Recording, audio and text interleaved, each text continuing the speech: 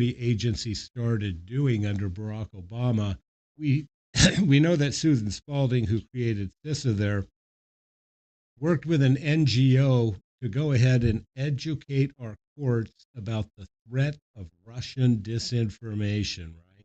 And this was part of the broader social media campaign leading up to the 2020 election. But we see organizations like States United, they have really retreated into the states. Arizona, States United runs the state of Arizona, right? The governor, she was elected by States United. Bo Duell was her attorney. Bo Duell, when she was in the Secretary of State's office, right, Shelby? She was. Yeah, we've actually got some information on Bo Duell if we want to pull that up when you're done with your whiteboard. Yeah. But she started off as the elections director under Katie Hobbs when she was Secretary of State. Right.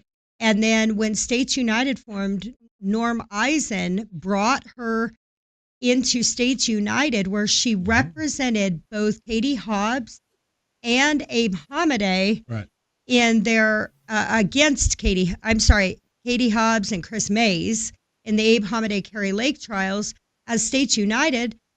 And now she is currently counsel for Katie Hobbs again in the office of the governor. Right. And so we know that the attorney general in the state of Arizona is very, very reliant on States United. Isn't that correct? Absolutely. Look, even in some private cases that Chris Mays should be handling as the attorney general for Arizona, she's subcontracting these States United attorneys to come in and handle the legal affairs of Arizona. Right. And so States United is very deep in our state government, or Arizona state government. And, Bo Duell, she came from Perkins Coie, right? Yes, she was Perkins Coie. Yeah, Perkins Coie was up here, a big national security law firm that was very close, represented Hillary Clinton, correct? That's correct. And they got caught with their pants down because they were sharing office space with the FBI, unbeknownst to their clients. Well, that brings in another national player, Brian, Mark Elias. Mark Elias. And so after that incident, when it was revealed that the FBI was hanging out in their offices, you get a lot of these attorneys sort of split off. But Bo Duell come directly from Perkins Coie right into Katie Hobbs. And so you also have in the Arizona legislature, my understanding, you also have a pretty permanent attorney from Perkins Coie in the state legislature. That's correct. Yes. And so, you have these quasi-legal, non-governmental organizations that are actually doing the work of government. Nobody likes to say this about Elon. Nobody elected States United to come in and Arizona zombies. But if we go further down to our local level of government, we know Stephen Richer, the recorder, was also a member of CISA, right? He worked for CISA. That was his primary job, to shut Arizonans up and to conceal records from, of course, the people of the state of Arizona. Well, and the censorship attempts of Stephen Richer, that's a whole nother conversation for another podcast. Totally. And so States United, we know that what we're talking about now with respect to Richer's calendar, States United is buried deep in Maricopa County. The question is, do they have a relationship with Rachel Mitchell from the Maricopa County Attorney's Office? And my guess would be yes. I think we're still waiting on on a pending public records request on that one. For whatever reason, Rachel Mitchell doesn't want to give us her calendar and contacts with States United, but we'll get there. I would just have to sue her if she doesn't. And so, but you can get rid of the whiteboard, but just sort of as a demonstrative of how deeply these are special interest groups, right? Special interest groups that are very, very anti-Trump, anti-MAGA, that have buried themselves in our state and local government. And so, although this is an example talking about records from the state of Arizona, y'all need to go out and do public records requests because States United is burying itself in state and local governments around the entire country. Yeah, I would encourage anybody out there that's not in Arizona, not in Maricopa County, start putting in those public records requests because they are everywhere. As you guys saw, 6 out of 7 of the primary swing states are involved in this States United cabal, along with, I think it's another 15 or 16 states across the United States. And that's just what we know about. They, as Kimberly had said, they branched off and started operating within the counties and the local governments as well. So we don't really know yet how deep this goes. But what we do know is that there are deep, deep roots in the state of Arizona. Steve, can you pull up image? Let's go with image 10.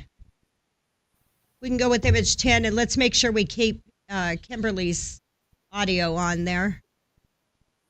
You know, as you're switching over to the image, I wanted to bring up that not only is it the states themselves that are getting involved, Norm Eisen and States United converged in the calendar with ISD, which is Inter something Strategic Dialogue. What is it? Institute of Strategic Dialogue. And then, and is this a nonprofit or is this a government agency, Kimberly? No, it's a nonprofit. One of those democracy groups, fighting for democracy. Right. And the other one is Issue One, and that's another nonprofit. And the thing about Issue One is that when they called, that was the full council that they called, and it had everybody on there, and the players that you would think are converging are Donna Brazil's on there, Jenna Griswold's on there. Yes, Donna Brazil. What does Donna Brazil have to do with helping our local election officials and our U.S. Postal Service handle a fair election? Good question.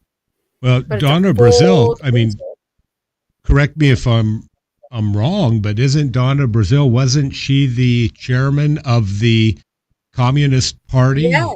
Yes. During the 2016 election, and it was revealed that she gave the test questions and answers to Hillary Clinton in advance of the debate. Yep. Right. That's the very one and only Donna Brazil. Right. This is the hierarchy of this sort of amalgamation of the national security state with the Democratic Party. And they know because Susan Spalding, did she study local elections? Oh, since 2011. That was her very first task.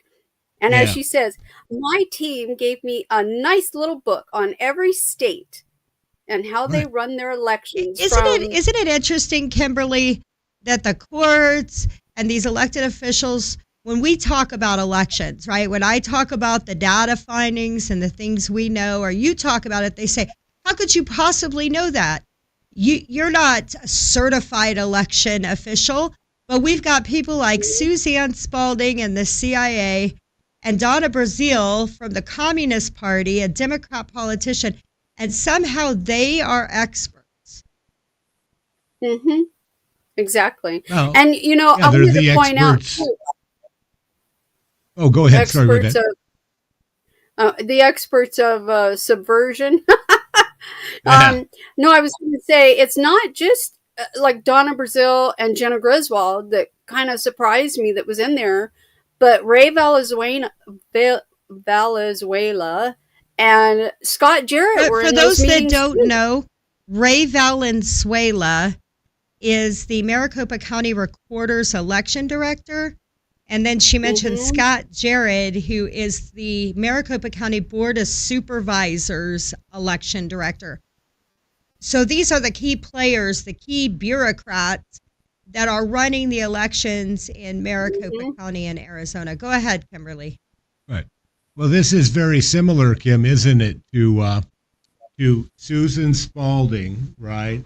The undersecretary of the NSA, changing her clothes into this NGO, and then talking to City of Mesa judges, right? This is the top echelon of the the liberal left-wing national security state working to control our local officials. And it's very similar that we get Donna Brazil and all of these people affiliated with the Mhm. national security state coming all the way down to the county level. Do you think that has anything to do with what Susan Spalding learned about elections when she studied our election? Oh, absolutely. Because she knew our elections from start to finish. She knew every state, every election jurisdiction, how their states ran their elections, how they transmitted their data. She knew everything about it. So Do you I'm think sure that came in very handy. do you think Stephen Richer came here by accident? No way. No way. No, He nope. actually, he never, I could not find where he ever worked for Perkins Coie, but he was an understudy to a Perkins Coie attorney, an Oh, attorney that worked at Perkins Coie. He well, actually interned under a Perkins Coie attorney. well, he came from a law firm, didn't he, in Chicago that is affiliated with the National Security State. Isn't that right, Kim? Yes. His Well, steptoe. Steptoe and No, Johnson, steptoe was here in Phoenix. it's a huge I'm sorry, what? multinational firm. They got an office Oh and man, I can't remember and now. I'll have to look up one of his. their Chicago one of their Chicago partners Yep. co-authored a paper with Susan Spalding. Yeah. So Stephen Richer just I happens to can't be remember here. the name of it right off the top of my head. I'd have to go look up his information again. Yeah. But he went from Chicago law firm. I mean, he was like, a low level college, then goes to Chicago law, and then he gets into a Chicago law firm, and they have connections. And then he moves here to Phoenix and does an audit on something he doesn't have no Wait, background on, and all of a sudden he's the expert. we want to I don't know why take a he moment to posted. say welcome to anybody following us on YouTube. We understand it just finally went live on YouTube. And so welcome and Oh, sorry you missed it, but you can cool. watch the recording. Yeah. And Yeah. it was live on Twitter from the very beginning. No, they can click Yeah, on the replay, I guess. we forgot to hit the live on the YouTube, so the first 20 minutes there was nothing there. It was still waiting. We finally hit live in the middle of the whiteboard, so sorry, guys. Mm, We'll That's get fine. this right eventually, Yeah. won't we? Yeah. You know what I yeah. find fascinating, and this just struck me the other night. I was just out in the wild talking to my God.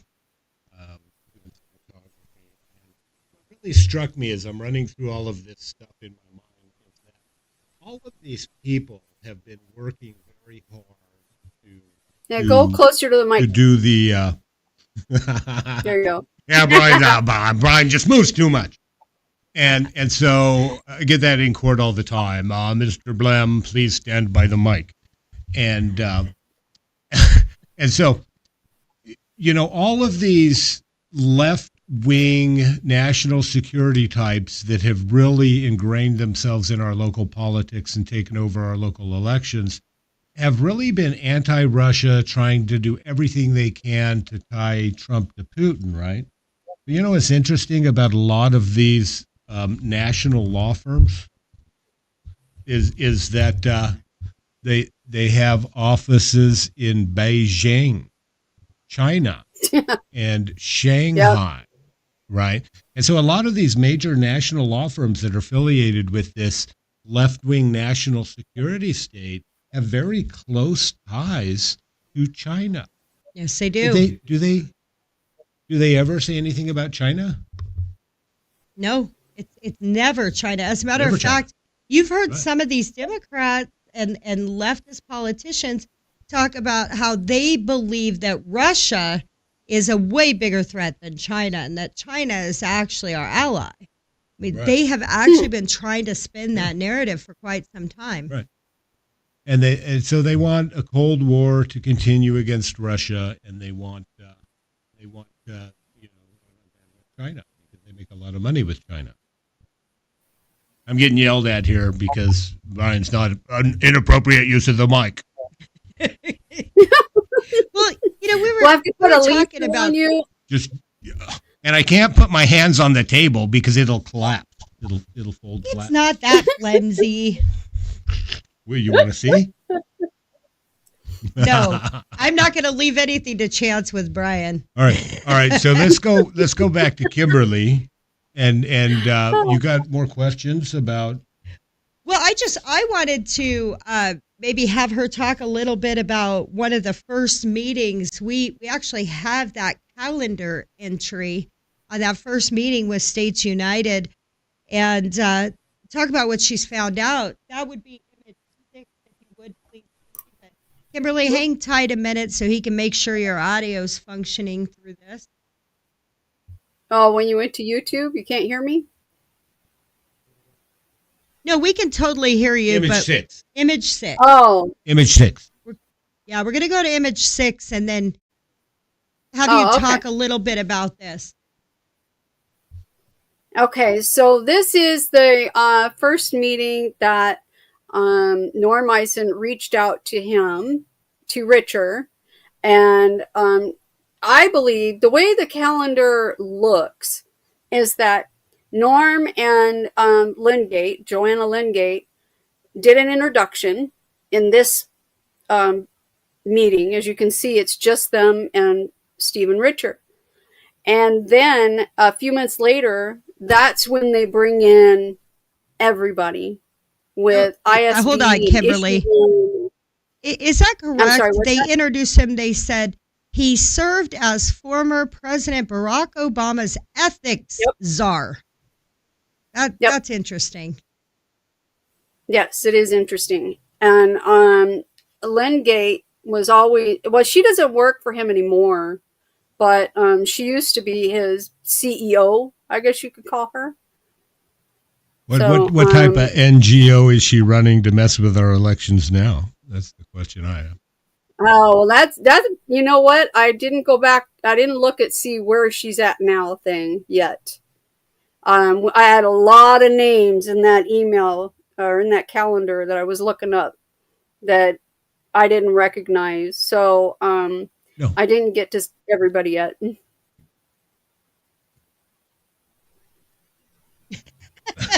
I just find We're arguing That- with I the said no. producer. Sorry. I just Go find ahead, that Kimberly. that's okay. I just find this meeting interesting because it's shortly after Richard got into office, and he was. It looks like this is an immediate plan when Richard gets into office to start this Norm Eisen and his groups coalescing around all of these people and getting things off the ground. And the funny thing is, the one with Donna Brazil with the issue 1, and they called it the full council. It was in June 2024, and they said strategy meeting, and the number of exclamation points on that thing was out of this world. Probably 50 exclamation points on that. Well, what do the So something was- exclamation points mean? I'm sorry, what's that? What? Oh, yes, yes. What's the purpose for them? They wanted them to know it was a hot topic. Don't miss this okay. meeting. Right? Yeah, don't miss this that's what a meeting. bunch of exclamation points mean to me. That was before which election? Oh, well, this last one. Yeah, that they tried to steal this one too. So it was Didn't work. June 2024. So we're looking right Yep. now at June 14, 2021. But then they Yep. had another council meeting that they had huge emphasis on, and you said that's June of 2024. Yep. Now I didn't. We were really focused on States United, so I didn't get you guys that screenshot, and I should have to put up on the calendar. I didn't expect to be talking about that one, but since we were talking about all the AGs and all the national players that are involved in this, I thought it'd be interesting to bring up Donna Brazil. Yeah. In her Gmail account. That is interesting. Yell that again, Brian. Inappropriate. Yeah. Okay. Now we don't lean back. Don't lean forward. Don't lean on the table. Yeah, I know, Move your right? sleeve.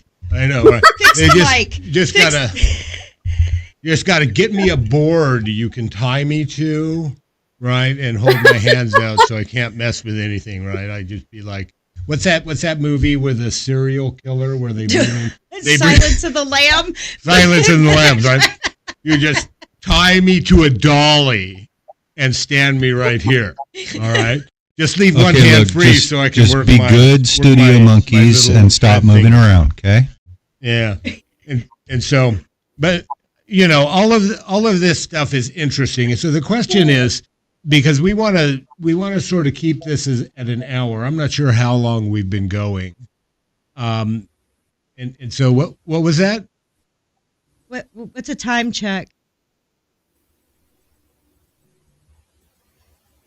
All right. Yeah. 45 minutes. Yeah. So we wanted to go 45 to an hour. And yeah. And so,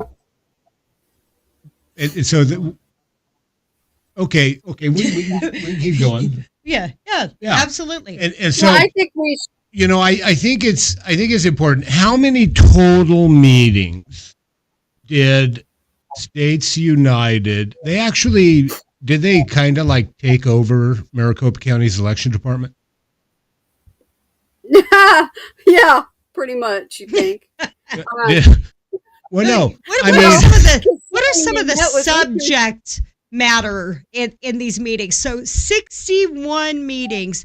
Kimberly, can you tell us what did they talk about 61 times with not just Maricopa County, but all the counties in Arizona, right? Yes. Yeah, many of they them were all in there. Okay. Well, let's see. There was let me look up the meetings. They labeled them as research update, but they never really say what they're talking about. They're pretty good about that. They don't put anything in the thing other than the Zoom link. And what I saw a lot of meetings with redacted. Did you see that? Redacted? Yeah, redacted. No. A lot of redacted. Oh, redacted. Yes. Yeah. No, you sent me a text. You sent me a text that said how many redactions from Richard's calendar there were, right? How many were there? Yes. There were, I'm looking that up right now, because he had a bunch of meetings with lawyers, and those are all redacted. And that was, here we go. Let me see. Scroll.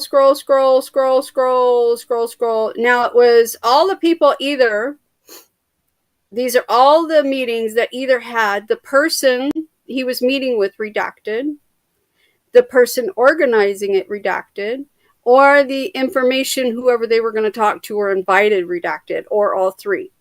So that is 2,083 meeting entries. Wow, 2,083 meeting entries redacted. Right. I think that's funny because I got an email from Maricopa County's attorney saying, "Oh yeah, which redactions do you want to talk about?" All of them. All of them. All of them. Right? All of them. We want them all. Yeah. Right. Yeah. Now, but see here. This is it's fundamental that people understand what's happening at the local level of government, because this is where we run elections, right? We've got States United tied directly to the Attorney General's office. And prior to States United being tied to the Attorney General's office, she was running around doing the bidding of Mark Elias. Do you remember when when Yeah. like Mojave County was talking about doing hand counts, and Mark Elias, I believe it was, sent them threatening, nasty letters, and then the Attorney General of the state of Arizona sent a threatening letter. What about Cochise County? They came after Right. Cochise County the same way Right. when the Board of Supervisors refused to certify the election because they wanted more information. They wanted to audit. They called in the hired guns. They called in Mark Elias, Perkins Coie. And so you had basically what happens is, in the Cochise County case, the appellate court said, if you decide when they're interpreting Arizona law, right? And the statute says, if you use electronic devices to count ballots, then this is how you have to perform an audit, right? So the if means you don't have to use electronic devices. Well, somebody should tell Debbie Lesko that, because I've had this argument. Debbie Lesko, our newly elected Board of Supervisor, I keep telling people she's using Mark Elias, Katie Hobbs' talking points. She's going around saying that ARS 16 I think it's 644, 622, says you can't do a hand count. Yeah, you can. I read English, Brian. Yeah, Do you read English? I read English. Does it say anywhere in there? No hand counts? No. I didn't think and so. in fact, at least one appellate court has said, if you use machines pursuant to Arizona law, you have to follow this audit procedure. The choice is the county. It's not. It's nobody else's choice. It's the county. Hey, Steve, go back to the whiteboard real quick, because I want to ask a question. Have we done? Looking at government down here, I don't have anything by the Board of Supervisors, right? Do you think Tom, whatever his name is, has a secret agreement with States United? Have we done any public records requests? I'm pretty sure we've put the requests in. They're still in that pending file. Luckily, we do have one Board of Supervisor that's communicating with us, and we've sent him a list of some things we're waiting on. Right. So we're waiting on those right now. And so we know that the Board of Supervisors, after, oh my God, somebody's phone's ringing in my ear. We know that that Stephen Richer, the outgoing recorder, right? He ran for re-election, and American voters said, "Yeah, had enough. Peace. Nice day. Enjoy the rest of your life, Stephen Richer." So they booted his ass out of office. Stephen Richer then joins with the Board of Supervisors, and all of these folks are very anti-Trump and very anti-MAGA, right? They joined forces to create a new agreement that would deny the incoming recorder, somebody affiliated with America First, from having any access to election functions. Isn't that correct? Well, absolutely. And look, with the shared services agreement, they knew exactly what they were doing. And it's interesting because they talked about, well, we just want to protect the elections from whatever mayhem. They waited until after Stephen Richer lost his primary, and they knew Recorder Heap was coming into office to negotiate a new agreement. What's interesting is they did the first agreement in 2019, and then they did the second agreement in 2021. So what do we have in common? They're off cycle, right? Right. And then they decided to, in October of 24, renegotiate an agreement that wasn't scheduled to expire until 2025. Right. They wanted to tie Justin Heap's hands and make sure that they made negotiations as hard as possible so that they could put their thumb on him and remind him who's the boss. And this is the shadow government. This is how they operate. And so right down here where the rubber meets the road of elections in the United States of America, right? Elections are local, people. We have the state government threatening to jail or at least charge criminally members of the boards of supervisors if they dare to get rid of machines from our elections, right? And And you know, the problem if you're a member of a board of supervisors, right? I mean, you have boards of supervisors. Are they rich people? Generally not. They're members of the community, right? They're supposed to be members of the community. I Right. mean, they live here. Right. So. But if you are criminally charged, you have to defend yourself, right? Absolutely. What costs a hell of a lot of money.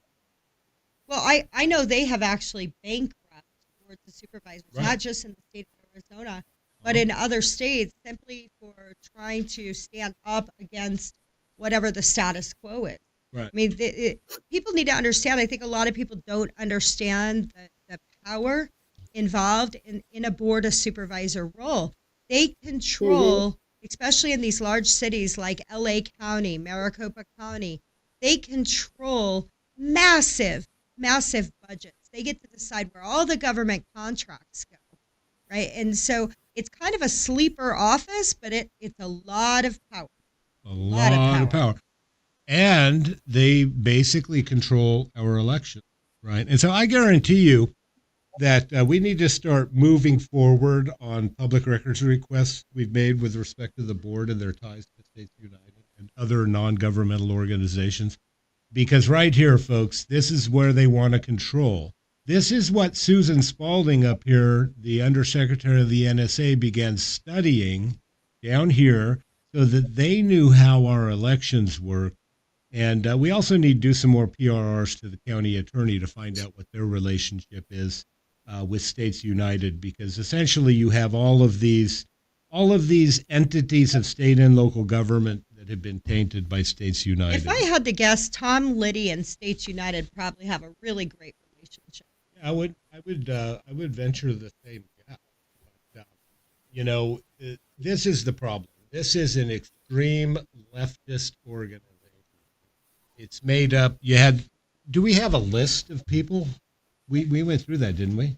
We did. I mean, so we went through some of them. Let's pop up the Arizona ones, because there's about 22 advisors and board members in States United, and 4 of the players have been directly involved in Arizona. Yeah. So it's kind of interesting. Go ahead and pop up number 11 if you would, Steve.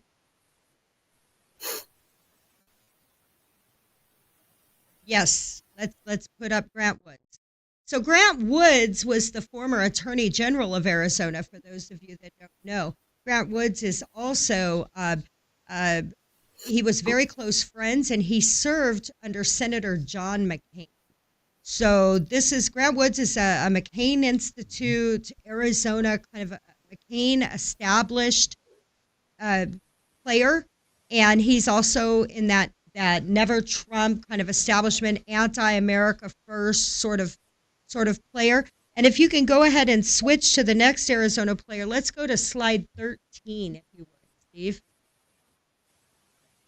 Now, many of you guys will recognize this former governor of the state of Arizona, Janet Napolitano. She left and went to work under President Barack Obama. She was appointed in Department of Homeland Security. So those, along with Bo Duell and some of these other...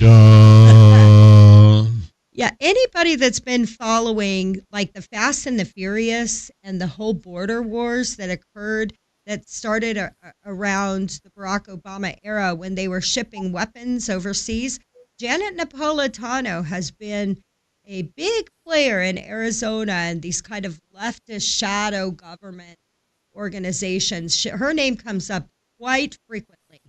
And she's also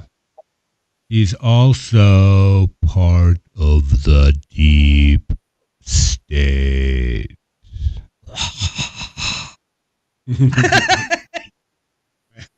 We need to get some sound effects in this place. Yeah, we do. Can we get some buzzers, Steve? Right. The deep state. One of those Staples buzzers. We need to arm Chris with a soundboard. Hey, Chris, So go he get can us a do the sound soundboard. effect. All right, who's next on the list? I Oh, do well, want to make how about this one? correction. Kimberly, why don't you talk about number 5? Daniel Barr. Daniel Barr. Wait till this slide switches over and then tell everybody who Daniel Barr is. Oh my gosh. Yes. I got so many names running through my head. It's not even funny. Let me refresh my memory. You have to hold on to it all. I know, right? Oh, this guy, it's really funny because 13 years ago, he so anyway, as you can see, he's a Perkins Coie partner, and now he's working in Arizona. Surprise, surprise, under Hobbs's office. Wait, and, hold on. The funny He thing worked is, at a law yeah. firm where? In Beijing and Shanghai? Hey, how about that No, China thing, Brian? He didn't work there, but Perkins Coie is one of the big multinational law firms with offices in Beijing and Shanghai, and the former FBI headquarters. Oh wait, no wait, they were the FBI was actually in their offices. Oh, so the FBI was operating in Shanghai? Yeah, probably, I'm sure. Yeah. Well, if the CIA can Right. operate in Phoenix, Arizona, why can't the FBI go to Shanghai? Right. I mean, there's no rules anymore. We don't have rules. Yeah.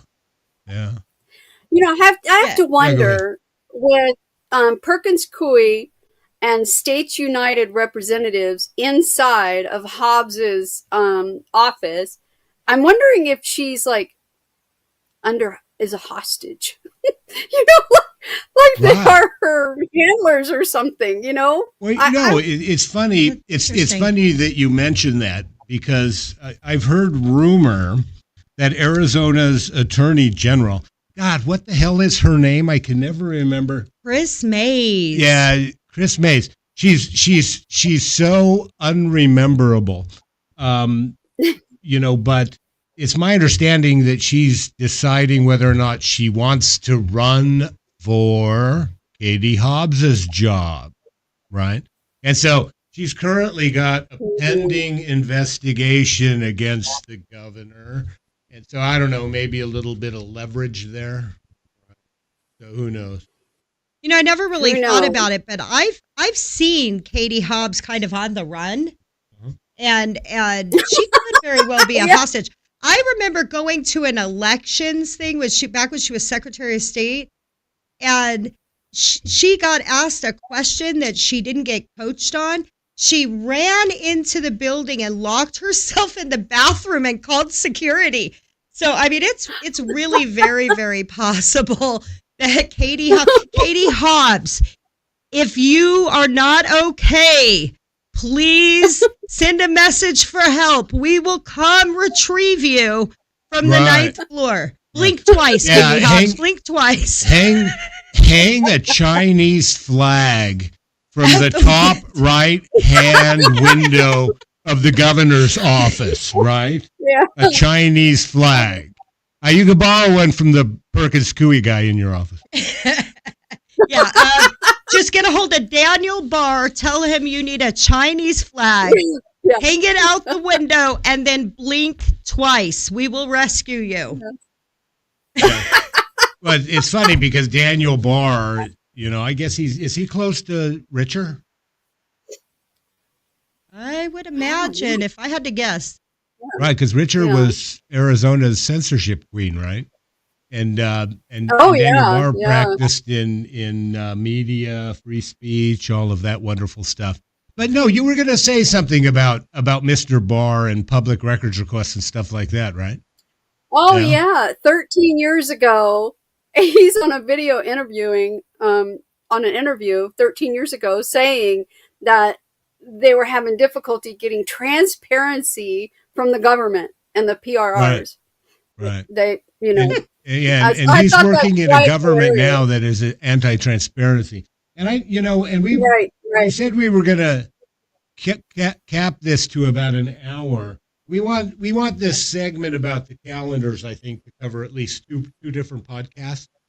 And as we try to work out our bugs, you want to call it here and then save the rest of our dialogue about the calendar, because we're going to talk deep and hard about the 2022 election. There's a lot and more. Really what's been happening. And so do you guys want to thank our audience and cap it here? Hey, tight. Just hold that thought. And yes, guys, this is just a tip of the iceberg of this. I do need one more thing. Put up image 14, Steve. You know, a lot of these players involved, many of them from the CIA players like Suzanne Spalding all the way up, they're all webbed in and connected. But many of them have a common thread. And thank goodness the White House has now recognized the threat that Perkins Coie is. And so there's one thing that you can do is you can contact your local government and tell them we no longer want Perkins Coie representing us using our tax dollars. These government officials that are hiring this law firm, it needs to go away, guys. The White House put out a proclamation, and that's great, but Perkins Coie is alive and well and operating in your doorstep. So I just want to make sure to point that out. And you can go ahead back to studio, Steve, and I think it's a good time to wrap it up. For sure. I just want to say a couple things. I want to say thank you, Kim, for your hard work. I wanted to bring up one point before we close. Go ahead. And that is feeding off of what Shelby said. The people on the ground level in the PCs, that's where everything starts. So candidates don't get passed or elected unless the PCs approve them. So it's really imperative, I think, that the PCs start getting involved in developing a vetting team. And they vet every single person. I mean, you do a real deep dive on every person that they think they want to support as a candidate. Dig up all the dirt right away. Don't even let them get past in the door if they're not clean. Stop letting them select your elected. Yeah. Can I add something to that, Kimberly? A lot of people out there may not know what a PC is. So I just want to define that. A PC stands for a precinct committeeman. So political parties, whether you're a Democrat or a Republican, have a grassroots arm of activists that kind of drive the party and drive that message forward. And they are called precinct committeemen.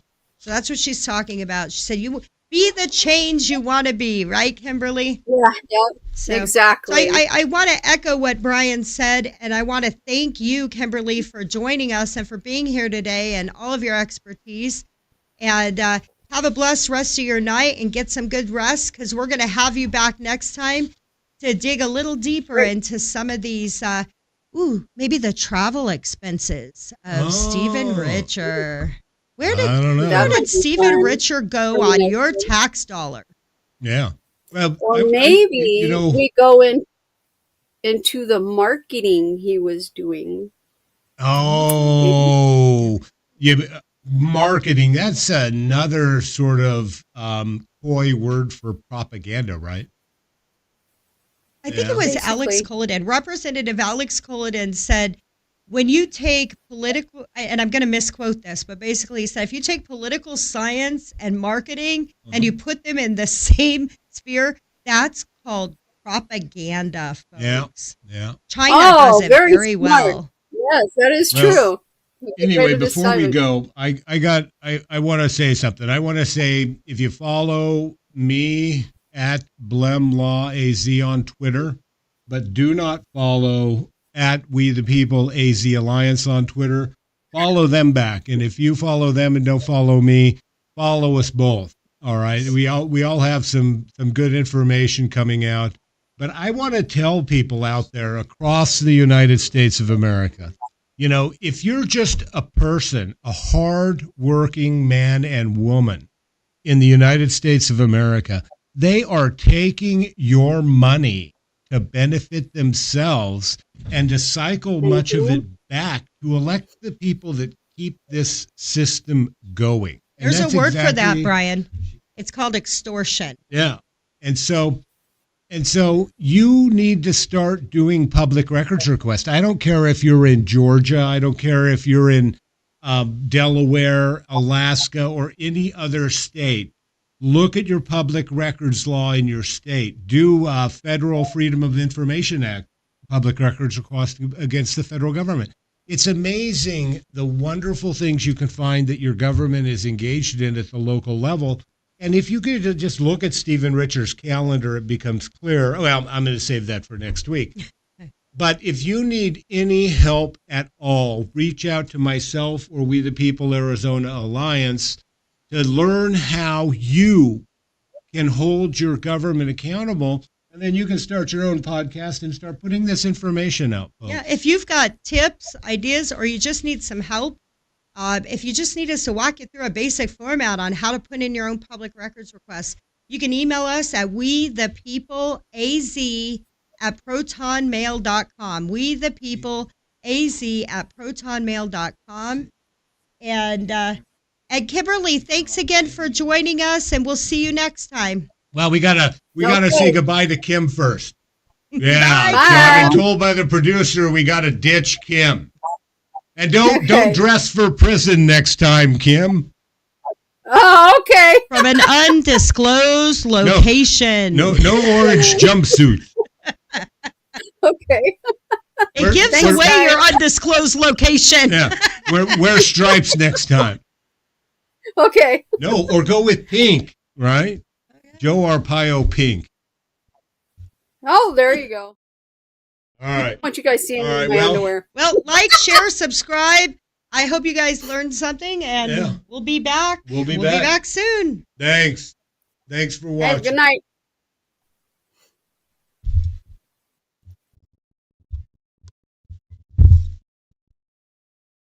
Did you kill the live feed? Steve? Oh, no.